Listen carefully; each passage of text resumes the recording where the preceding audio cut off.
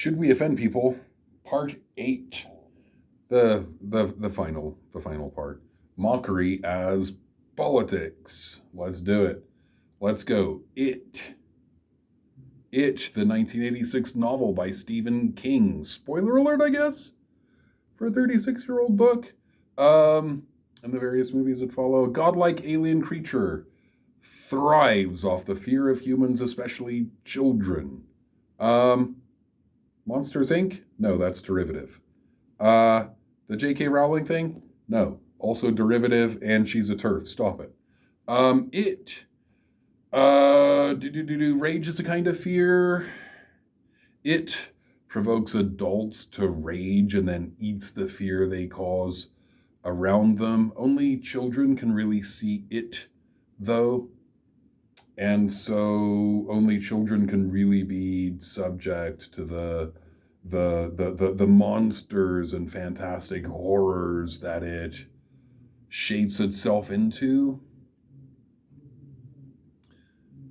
And their fear is pure. The Losers Club, tormented by its various monstrous incarnations, decide to fight back, but it cannot fundamentally be fought. In the end, it can only be contained or partially banished, locked away for another age in sort of a pocket dimension deep under Derry, Maine. In the final confrontation, the Losers Club do what you must do ultimately with any bully. They mock, deride, and laugh.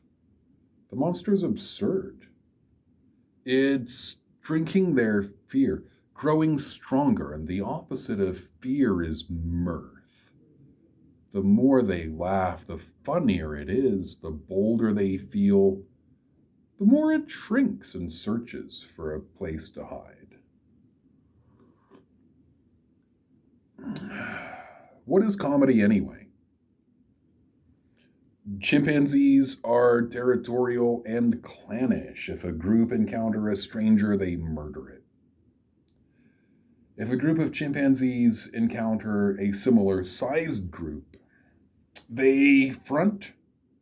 Both groups front, and then they back away slowly.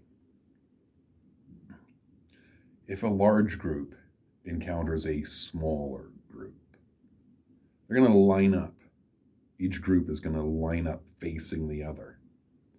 And they're going to put their fists down, and they're going to raise their backs up, and their hackles rise. And they're going to bare their teeth and do a noise that is very, very much like human laughter, this chuffing sound.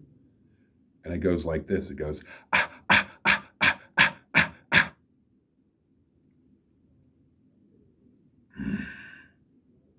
This is probably the first cause of humor in humans. We have a common ancestry, 6 million years ago, whatever. Territoriality. In high schools across America, popular kids are lining up, pointing at the new kid, the loser, the loner, the outsider. They're mocking and deriding. The internet is full of racist jokes. Man, I remember getting email chains in the early aughts. Email chains so long I couldn't deduce the original sender. Racist or sexist jokes endlessly forwarded. I learned to tell people to take me off their distro lists, and social media came along. Jokes can be a territorial display of aggression. They unify the pack against the outsider. They turn fear of the stranger into rage. Literally? We live in a world of abstractions and concepts. The neurological gear with which we process this complex world evolved out of more complex systems. A test subject arrives at an office building to take a test. She gets on the elevator and presses the button for the 17th floor, where the experimenter awaits. The lift stops on 14, and the guy gets in, carrying too many things. He shoves a cup in her hands. Hey, can you hold this for me for a second while I get myself together? By the 17th floor, he has enough hands he can take his things back. Subject gets off the elevator, go into the office, sign some paperwork, sits in the lobby, waiting to be called. Someone else in the waiting room goes, did some guy stumble into you in the elevator? Yeah. Oh, what'd you think of him? This is where it gets weird and irrelevant. If the stranger handed her a hot cup to hold, she describes him in warm terms. Friendly, open, approachable. If he gave her a cold cup, he was aloof, arrogant, unfriendly, cold. Modern humor points to awkwardness, inconsistency, logical outsiders. Not literal strangers in our midst, but an idea that doesn't fit. A surprise. I had this uncle once who made really big money. He got 25 years. It was a quarter inch too big. I was driving down Main Street and I saw a sign that said huge book sale, so I pulled over and went inside. I was really disappointed. All the books were regular size.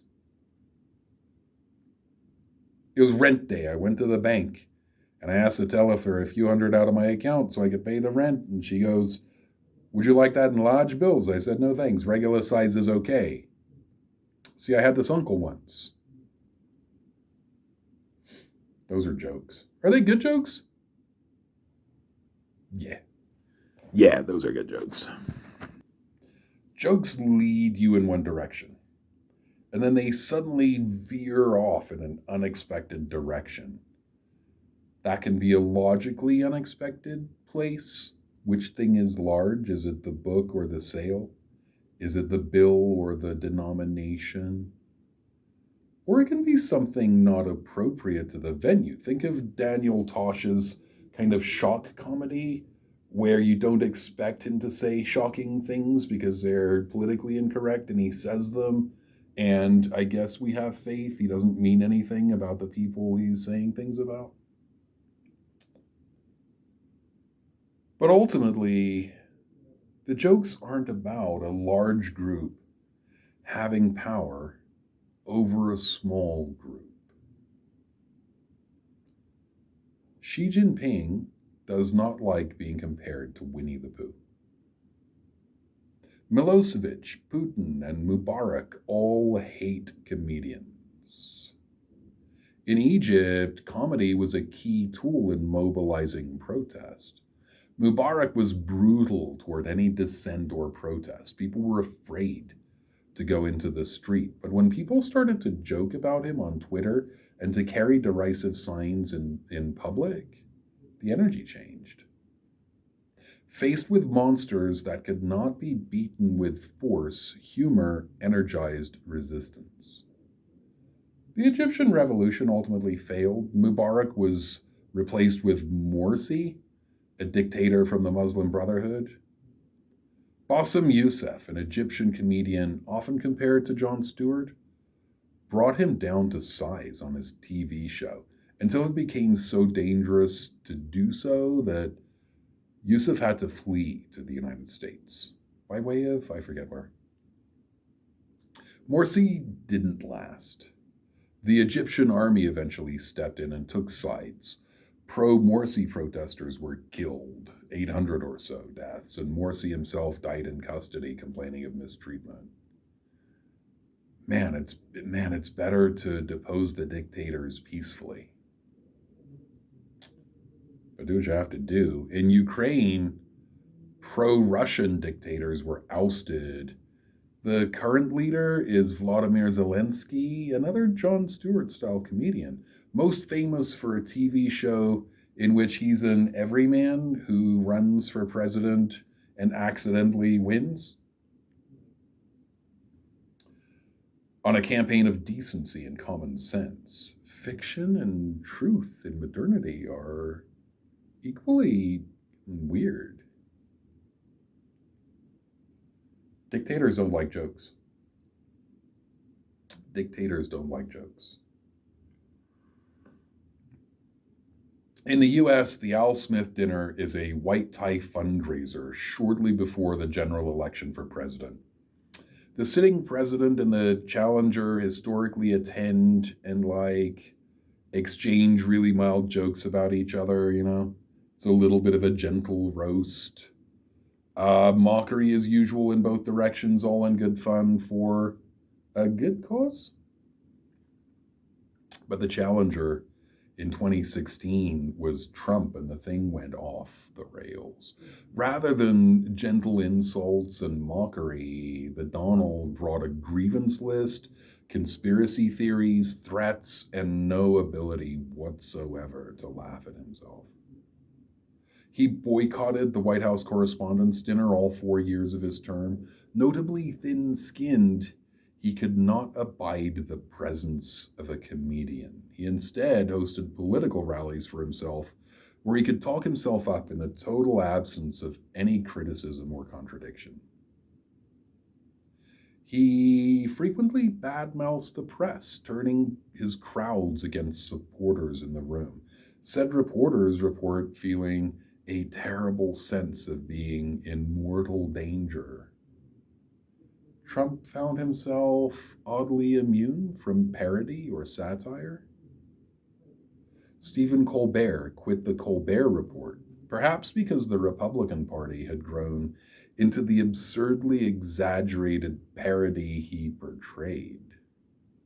All the jokes became merely truisms. So who can we joke about? When someone asks us to stop with the jokes, to whom should we listen? And whom should we mock relentlessly? Power.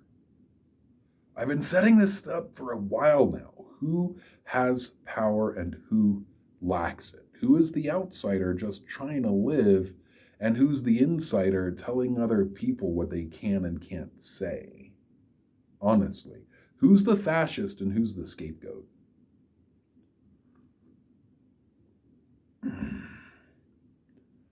Jokes about Christianity are about bringing down an irrational, despotic system used to control us.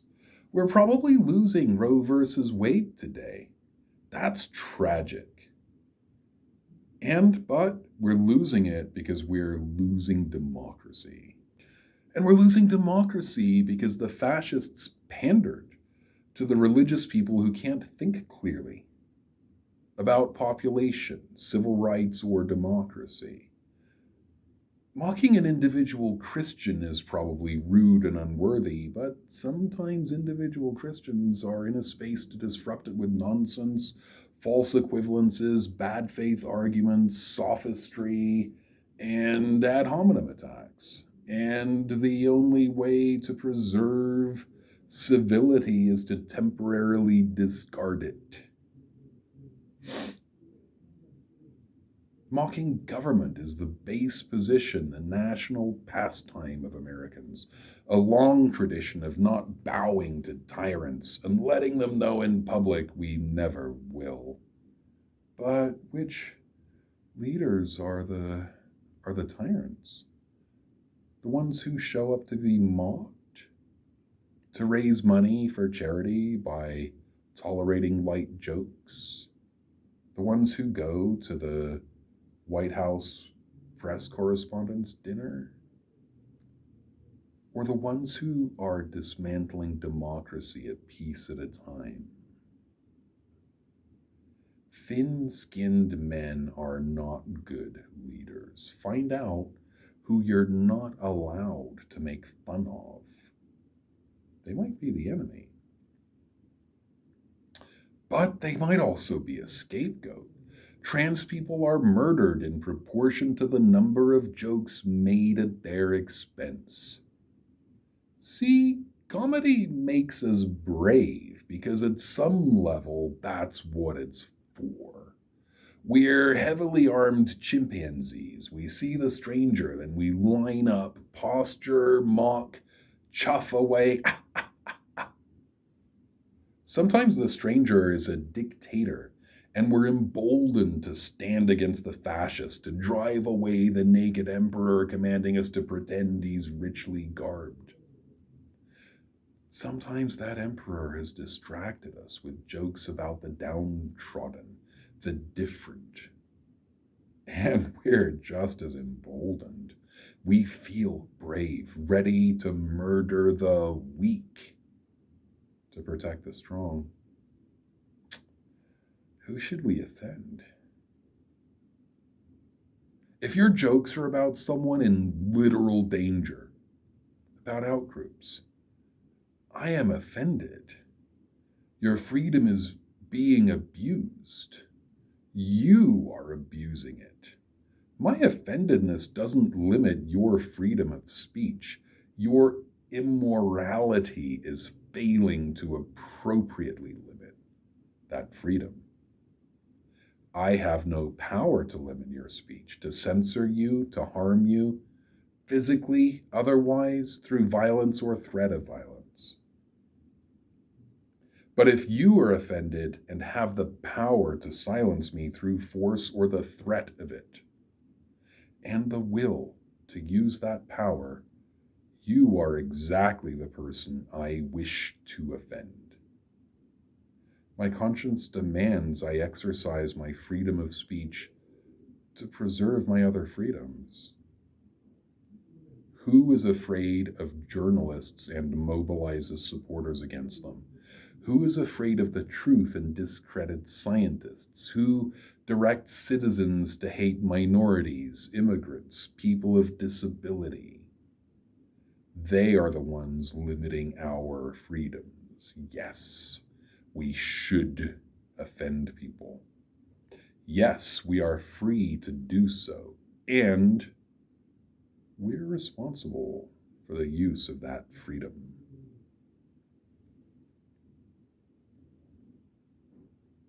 Bunch of resources down there. They're not my sources, but if you're interested in this stuff, it's some other things you can read and look at and watch.